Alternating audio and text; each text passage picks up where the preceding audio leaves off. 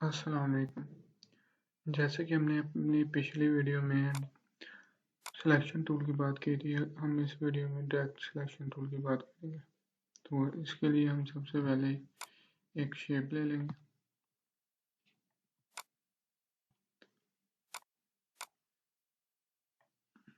और इस शेप का कलर वाइट कर लेते हैं। तो सबसे पहले डायरेक्ट सिलेक्शन टूल सेलेक्ट कर लेते हैं। डायरेक्ट सिलेक्शन टूल सेलेक्ट करके इसका काम ये होगा, ये जो आपको एंकर पॉइंट नज़र आ रहे हैं, ये 4 एंकर पॉइंट हैं। इसके ये जो भी आप शेप बनाएंगे उसमें मेंशन होंगे कि जब आप इस पे एरो लेके जाएंगे तो ये आपको बता देगा कि ये एंकर पॉइंट है।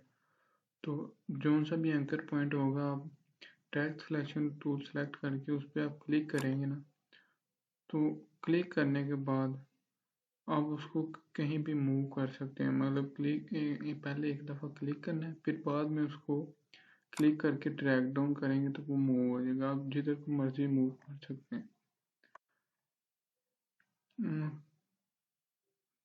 तो और डायरेक्ट सिलेक्शन टूल से एक ये भी है, ये जो सर्कल नज़र आ रहा है एंकर पॉइंट के ऊपर, ये भी कर्व हो जाता है।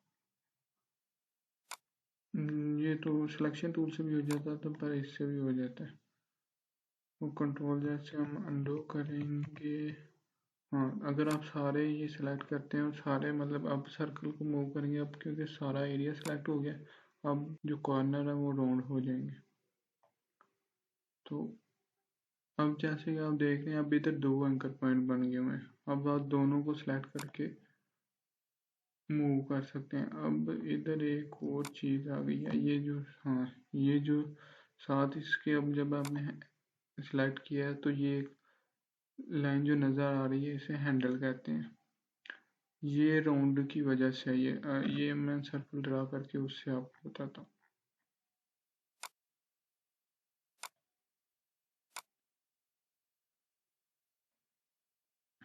शॉर्टकट की होती है डायरेक्ट सिलेक्शन टूल की, एक प्रेस करेंगे तो वो सिलेक्ट हो जाएगा। तो ये अब इधर आप क्लिक करेंगे, ये देखें इसके दोनों तरफ हैंडल बने हैं क्योंकि ये दोनों तरफ राउंड है। तो जब आप हैंडल के साथ काम करेंगे तो ये इससे शेप चेंज हो जाएगी। तो जब आप इसे बनाएंगे, ये देखें हैंडल के साथ ये वर्क करेंगी राउंड शेप। आप जितना उसको मतलब ज़्यादा कम करेंगे तो वो साथ ही आपको उसी वक्त रिव्यू दे देगा कि ये शेप इधर को हो रही है। तो ये था सिलेक्शन टूल। हाँ, इसमें एक ग्रुप सिलेक्शन टूल है। इसका ये है कि आप जिधर भी सिलेक्ट करेंगे वो सारे पॉइंट सिलेक्ट हो जाएंगे इकट्ठे ही। मतलब आप इकट्ठा मूव कर सकते हैं ग्रुप। हाँ, ये डायरेक्ट सिलेक्शन टूल से बने हुए हैं। ये बहुत ही सिंपल था। मतलब आपने सबसे पहले एक सर्कल बनाना,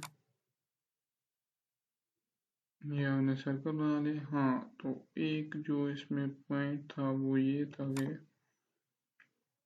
एंकर पॉइंट, ये anchor point, add anchor point, delete anchor point, ये दोनों पेन टूल के ज़रिए से भी हो जाते हैं। इसकी हम पेन टूल की एक अलग से वीडियो बनाएंगे, उसमें बात करेंगे। और ये जो था एंकर पॉइंट टूल, इससे क्या होता है, एंकर पॉइंट टूल आपने सेलेक्ट कर लिया और इस पिक पे आ गए। इससे होता है कि ये जो हैंडल बन रहे थे ना, वो डिलीट हो जाएंगे। मतलब ये पहले आपको ये जो हैंडल बन रहे हैं ना, एंकर पॉइंट अगर आप सेलेक्ट करेंगे तो ये एंकर पॉइंट सेलेक्ट करके आप एंकर पे आकर क्लिक करेंगे ना, तो ये हैंडल जो होंगे ना दोनों, वो डिलीट हो जाएंगे। तो जब वो डिलीट हो जाएंगे, उनका काम भी ख़त्म हो जाएगा, तो वो सीधा वो सिंपल हो जाएगी। तो इससे हमने हाथ से बनाया था वो था ये,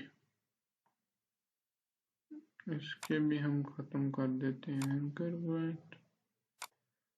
तो इसके हैंडल से हम, ये भी ख़त्म हो गया, इधर इधर नहीं था ख़त्म करना, हम कंट्रोल जेड से अनडू करेंगे और डायरेक्ट सिलेक्शन टूल सेलेक्ट करके उससे हम वर्क करेंगे और ये आपका दिल बन गया।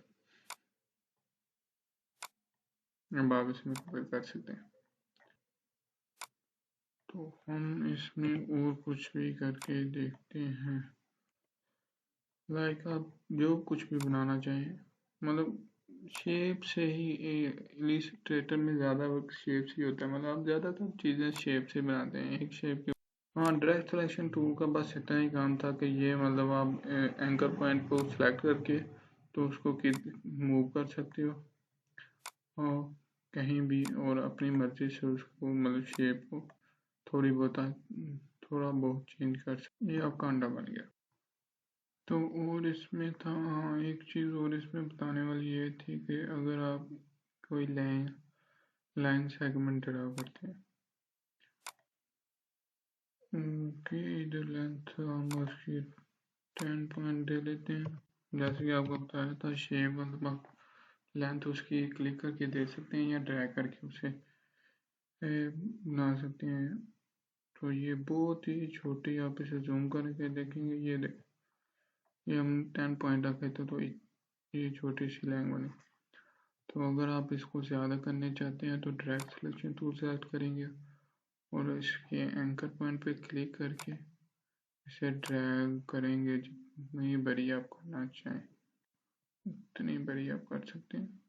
Just like direct selection tool में सिर्फ यही था कि आप एंकर पॉइंट को सिलेक्ट करके तो उसको मूव कर सकते हैं जिधर मर्जी। बाकी पेन टूल से हम इस बात में खुद से नई एंकर पॉइंट बना भी सकते हैं। मतलब अगर आप खुद से कहीं मूव करना चाहते हैं, मतलब लाइन को बीच में से डायरेक्शन देना चाहते हैं तो वो भी आप दे सकते हैं। डायरेक्ट सिलेक्शन टूल से बस इतना ही था। बाकी हम अपनी नेक्स्ट वीडियो में नेक्स्ट टूल के बारे में बात करेंगे। Thank you very much.